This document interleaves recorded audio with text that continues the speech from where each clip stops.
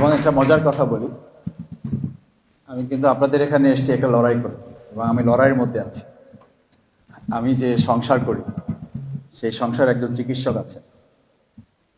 আপনাদের চিকিৎসা নিতে চাইলে উনি আমাকে সাহস যোগান, কিন্তু উনি বলেন যে এটা দরকার আছে কিনা দেখো।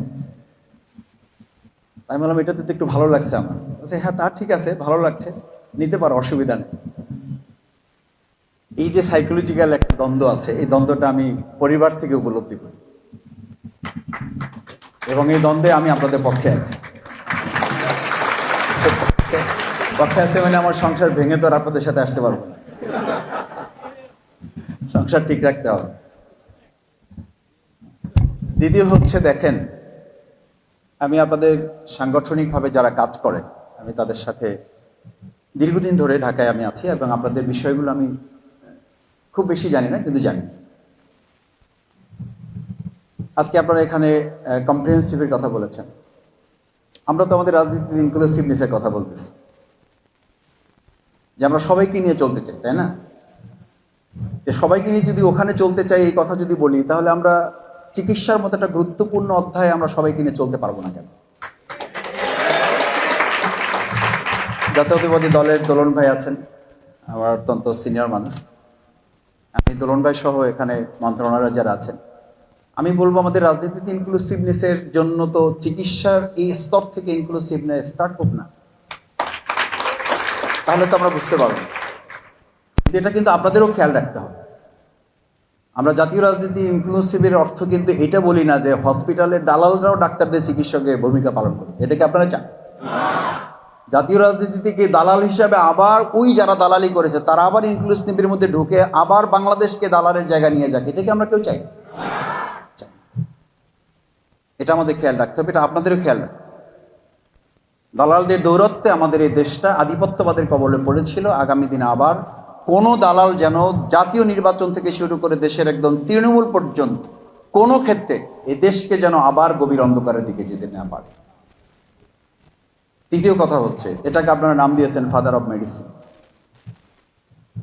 আমি প্রিয় নবী মুহাম্মদ রাসূলুল্লাহ সাল্লাল্লাহু আলাইহি ওয়াসাল্লাম চিকিৎসার একটা থিওরির কথা আল্লাহ সুবহানাহু ওয়া তাআলা ফাইদা মারিদতু ইয়াশফি ইয়াশফি আল্লাহ। চিকিৎসার মূল থিমটা কি? আমি ওই যে বলেছি, আবার বলছি, এটাই কারণে যে আমি একজন চিকিৎসকের সাথে সংসার করি বিধায় তার থিমগুলো আমি বোঝার চেষ্টা করি। একজন পেশেন্টকে ফোনে খুব স্ট্রংলি তাকে আপনি সাহস যোগাচ্ছেন না, কিছুই হয়নি, ঠিক হয়ে যাবে, এই কিছু হয়নি, ঠিক হয়ে যাবে, এটা কিন্তু ইসলামের থিম। পজিটিভনেস, আপনি ঠিক আছেন, আপনি ভালো হবেন। একজন ডাক্তার যত ভালো চিকিৎসকই দেন না কেন, আপনি তাকে তো সাহস যোগান। আমি বলি, আমার চিকিৎসায় যেখানে মেডিসিন একটা জায়গায় গিয়ে যখন আমাকে বলেছিল আপনি আর মোটরসাইকেলে উঠতে পারবেন না, অথচ আমার এলাকায় গেলে আমার 24 ঘন্টা মোটরসাইকেলে থাকতাম, মানে ঘুমাইতে হয় মোটরসাইকেলে। ড্রাইভারকে বলি আমি এখন 5 মিনিট কিন্তু একটু ঘুমাবো, সাবধানে চালাই। তো বলে যে ওই ঘুমাবেন, আচ্ছা ঘুমান, একটু শক্ত করে ধরে নামেন। অথচ মেডিসিন আমাকে বলেছে, আমি বলছি যে আমি সেই চিকিৎসকদের প্রতি সম্মান রেখে বলছি, মেডিসিন আমাকে বলেছে আপনি অন্তত 6 বছর বা 10 বছর আপনি মোটরসাইকেলের দিকে তাকাইতেও পারবেন। আমি তখন, আমার ফিজিওথেরাপিস্ট এখানে শহীদ ভাই বোধহয় আছেন, তো শহীদ ভাই আমার পিছনে আছেন। শহীদ ভাই আমার বাসায় গেলেন, এটা ওনাদের উদারতা যে আমার চিকিৎসা আপনাদের কাছে নিতে যেতে হতো, ওনারা মমত্ববোধ নিয়ে বাসায় গিয়েছেন। আমাকে বললেন যে আপনি মোটরসাইকেলে তাকাইতে পারবেন, শুধু না, আপনি মোটরসাইকেল চালাইতেও পারবেন। এবং সত্যি আল্লাহ শুকরিয়া আদায় করি যে যেখানে মেডিসিন অফ ফাদারের জায়গায় আপনারা এটাকে নাম দিয়েছেন, আমি তো বরং বলবো যে ইসলামের যে মমত্ববোধের সিস্টেমটা, আপনি একজন মানুষকে ভালোবেসে তাকে এগিয়ে নিয়ে যাওয়া। আজকে দেখেন মসজিদগুলোতে আপনারা বলেছেন বয়স্কদের ফিজিওথেরাপি, আমি তো বলি যে আপনারা বোধহয় এটাকে তাহলে একটু কনসাইজ করে ফেলেছেন। আপনি মসজিদগুলোর দিকে বোধহয় আমাদের বোনেরা তো হয়তো খেয়াল করার সুযোগ পাবেন না, বা আপনি জানবেন আপনার প্রতিবেশীদের মাধ্যমে, বা ভাইয়েরা তো দেখতে পাচ্ছেন মসজিদগুলোর প্রথম, দ্বিতীয়, তৃতীয়, চতুর্থ সারি পর্যন্ত চেয়ারে যারা বসছেন পুয়ার দেন, তাদের বয়স কি 70 বছর? তারা কি 80 বছরে? তারা কি 90 বছরে? আপনারা যারা ফিজিওথেরাপি চিকিৎসা দিচ্ছেন, এই জুলাই আগস্টের গণঅভ্যুত্থানে যারা আহত হয়ে শেষ আর কোনো চিকিৎসা নেই বলে যখন মেডিকেল জানিয়ে দিয়েছে, সেখান থেকে আপনারা শুরু করেছেন এবং সেখান থেকে আপনারা শুরু করেছেন। আমি এটা আপনাদের খুশি করার জন্য বলছি না, আমি আপনাদের খুশি আবার বলছি, আপনাদের খুশি করার জন্য বলছি। আমার এলাকার পেশেন্ট আছে, আমি সিআরপির সম্মানিত ওনার সাথে আমার কথা হয়েছে, আমি বলেছি যে আমার এলাকার পেশেন্ট আমি সিআরপিতে সাভারে দেখতে গিয়েছি এবং আমার সেই ভাইটাকে থাইল্যান্ডে পাঠানো হয়েছে এবং এখনও সেই থাইল্যান্ডের চিকিৎসাধীন আছে এবং থাইল্যান্ডে নেওয়ার উপযুক্ত করা হয়েছে যখন সে থাইল্যান্ডে নেওয়ার উপযুক্ত ছিল না। এই থাইল্যান্ডে নেওয়ার উপযুক্তটা সিআরপি সাভার থেকে করে তারপর তাকে থাইল্যান্ডে পাঠানো হচ্ছে এবং আমরা কিছু চেষ্টা করেছি, তাদেরকে বলেছি যে এটা করতে হবে, এটা করতে হবে। আমি শেষ কথা বলতে চাই, যে সময় নিতে চাই না, যেহেতু ছুটি নেওয়ার জন্য দাঁড়িয়েছি। আপনাদের যা কথা বলেছেন এগুলো আপনাদের দাবি না, এগুলো আপনাদের অধিকার। আর অধিকার যখন বাস্তবায়ন হয় না, তখন একজন মানুষ তার প্রতিভা, তার ক্রিয়েটিভিটিটা সে তখন অ্যাপ্রোচ করতে পারে না, প্রেজেন্ট করতে পারে না। আমাদের দেশের এটা বলা যায় যে দেশ স্বাধীনের পর থেকে আমাদের এটা একটা সীমাবদ্ধতা, যে আমরা প্রতিভাগুলোকে, ক্রিয়েটিভিটিটাকে যথাযথভাবে নার্সিং করতে না পারার কারণে আমাদের দেশের বাইরে গিয়ে এটাকে আমাদেরকে নিতে হয়। আমরা দেশের বাইরে যাব প্রয়োজনে, কিন্তু দেশের মধ্য থেকে নেওয়ার জন্য আপনাদের এই দাবিকে অধিকার আদায়ের প্রশ্নে এটাকে পরিণত করতে হবে। আমার সম্মানিত সচিব মহোদয় এখানে আছেন। সমাজ কল্যাণ মন্ত্রণালয় বাংলাদেশের অত্যন্ত গুরুত্বপূর্ণ একটি জায়গা।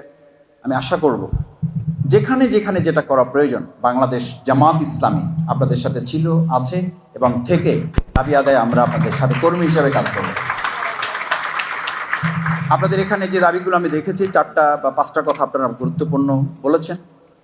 এই প্রত্যেকটি বিষয় আমি মনে করি যে একটা সুষ্ঠু সুন্দর রাজনৈতিক সরকার আসার আগ পর্যন্ত এগুলো কতখানি একটা অন্তর্বর্তীকালীন সরকারের পক্ষে বাস্তবসম্মত হবে সেটা আপনাদেরকে একটু হয়তো বিবেচনা নিতে হবে। তবে এটা নিশ্চয়ই ধন্যবাদ জানাতে হবে যে আপনারা জুলাই আগস্টের গণ অভ্যুত্থানে আমাদের আহত যোদ্ধা, আহত সৈনিকদের পিছনে যেভাবে আপনারা ভূমিকা রেখে সেখানে চিকিৎসা যোদ্ধা হিসাবে ভূমিকা পালন করেছেন, আপনাদেরকে ধন্যবাদ, সাধুবাদ জানাই। এবং নিশ্চয়ই এটা আপনাদের শেষ কথা যেটা বলার জন্য প্রসঙ্গটা তুলেছি, আপনারা শুধু একজন ডিজেবল একজন মানুষকে আপনারা অ্যাবেল করবেন, এটি শুধু শেষ কথা নয়। আমাদের বাংলাদেশের অর্থনীতি আজকে ডিজেবল, এটার পিছনে আপনাদেরকে সময় দিতে হবে, এটার জন্য আপনাদেরকে কাজ করতে হবে। আমাদের রাষ্ট্রটাই ডিজেবল করে ফেলা হয়েছে বিগত 17 বছর।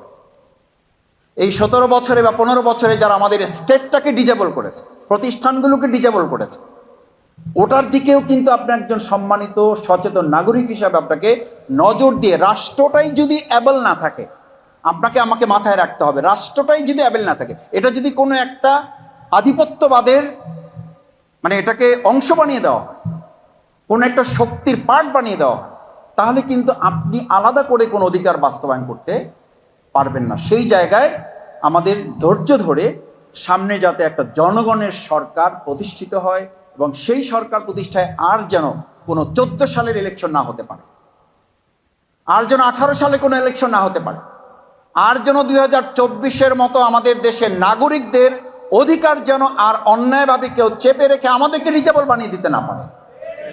আপনারা শুধুমাত্র একজন ব্যক্তিকে অ্যাবেল করার জন্য না, আপনাদেরকে আজকে দায়িত্ব নিতে হবে, রাষ্ট্রটাকে অ্যাবেল করার জন্যই আপনাদেরকে কাজ করতে হবে।